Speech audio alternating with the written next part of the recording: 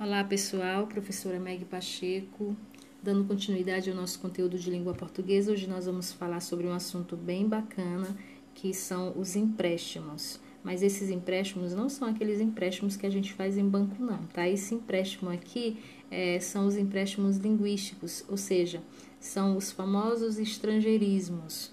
São aquelas palavras, vocábulos, expressões que nós pegamos de outro idioma e inserimos na nossa língua, ok? Mas antes faço votos de que estejam todos bem, com saúde, que estejam aproveitando esse período de isolamento social para ampliar ainda mais o conhecimento de vocês. Bom, pessoal, aqui nós temos várias palavras estrangeiras. Nós temos aqui pendrive, check-in, backup, balé, outlet, chip, software, entre outras. Observem que todas essas palavras são usuais da língua portuguesa, né? Nós utilizamos diariamente e muitas vezes não nos damos conta disso. É importante dizer que no que se refere à língua portuguesa, existem alguns pontos controversos, né, entre os estudiosos. Por exemplo, existem linguistas, né, que defendem que o estrangeirismo ele representa uma ameaça à soberania da língua portuguesa, bem como empobrecer e dificultar a comunicação, que é uma função primordial da linguagem.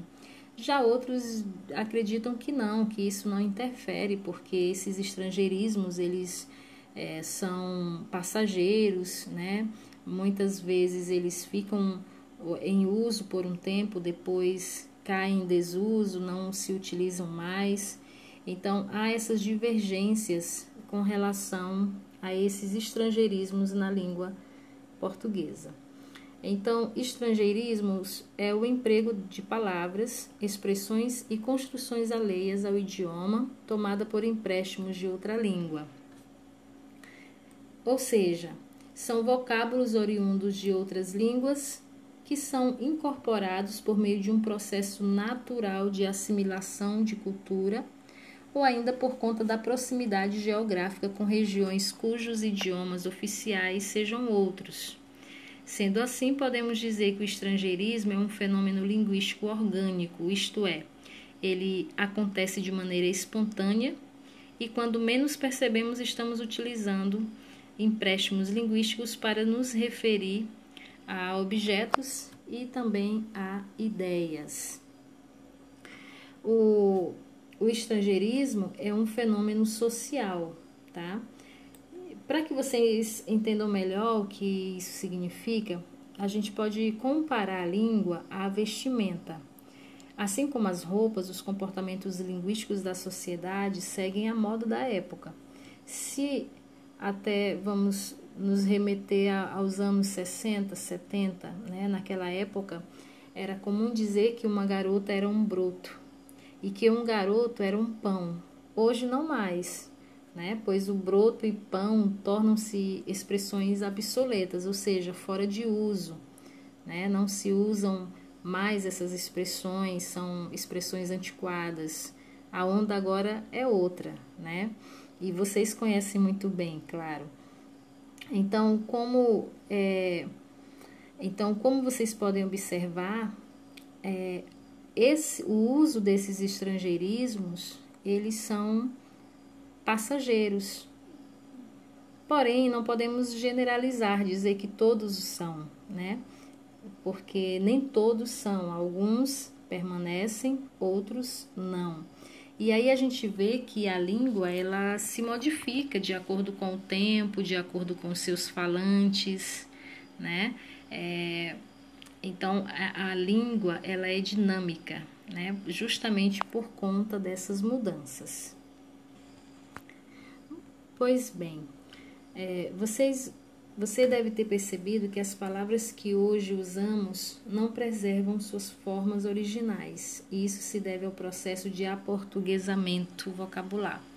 Outras, no entanto, conservam a grafia original, deixando claro que são intrusas, né? E aí nós temos o exemplo de backup, hardware, software, pendrive, check-in, design, né? Essas palavras, a maioria desses termos pertencem ao mesmo campo semântico, isto é, faz referência ao universo da informática e ainda não possuem correspondentes à altura na língua portuguesa, ou seja, não existem palavras na língua portuguesa para substituir, né, esses termos em inglês.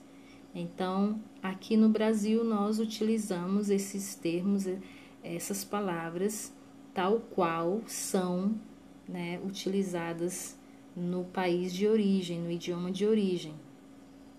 Então, aqui elas permanecem tal qual, não existem expressões, palavras à altura que possa fazer essa substituição. Muito bem, aqui eu trouxe uma tirinha da Mafalda que diz assim: Emma vê a mesa da sala de estar. Mamãe, o que é sala de estar? É living. Oh, bom.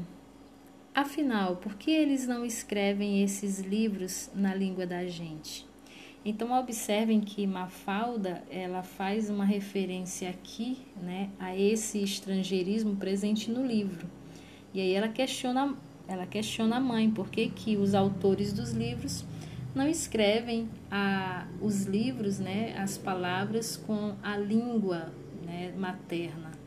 Então, a gente pode observar que esse estrangeirismo é muito comum no nosso livro didático, por exemplo, durante as nossas leituras, né, durante os textos que a gente estuda no livro, a gente observa aí várias palavras, vários estrangeirismos.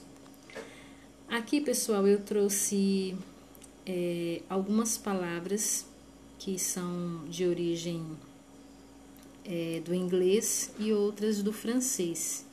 Do inglês nós temos aqui esporte, blog, cowboy, chantilly, drink, slide, layout, motoboy, nylon. E de origem francesa eu trouxe duas, né, bouquet e buffet. Algumas pessoas chamam buffet, outras buffet, né? E aí vocês vão observar aqui que a grafia é diferente, né? Se fôssemos traduzir essas palavras em inglês, por exemplo, para a língua portuguesa, elas seriam escritas desta forma, como vocês podem observar aqui abaixo da bandeira do Brasil. Então, observem que a grafia, a escrita, ela é totalmente diferente da grafia escrita, por exemplo, no inglês, né? E aqui nós temos, por exemplo, bouquet, que é de origem francesa e que escrita aqui no Brasil, a escrita é totalmente diferente. E assim nós temos vários exemplos, várias palavras que utilizamos na nossa língua, porém a escrita, né, ficou tal qual o idioma de origem. Muitas dessas escritas elas não foram modificadas. Na língua portuguesa, elas permaneceram com a mesma grafia.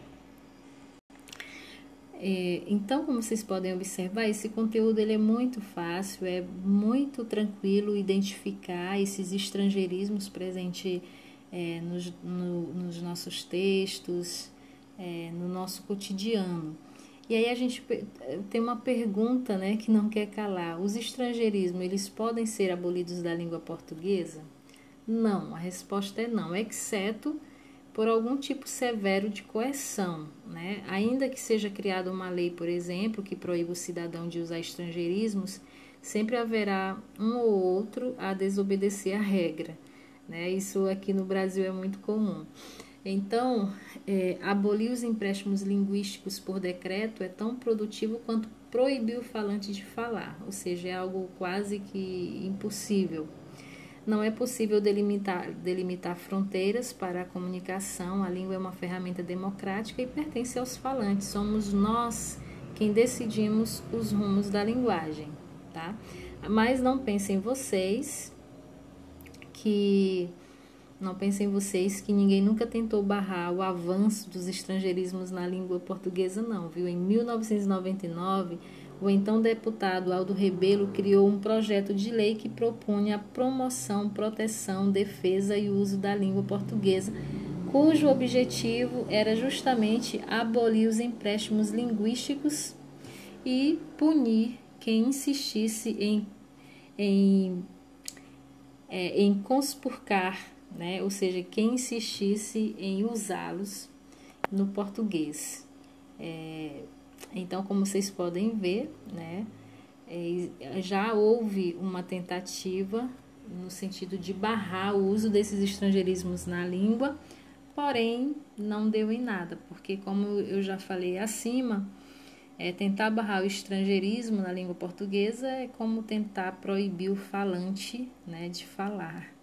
Então, como nós vivemos num país democrático, isso é impossível.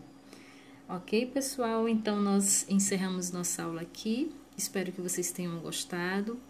E esse vídeo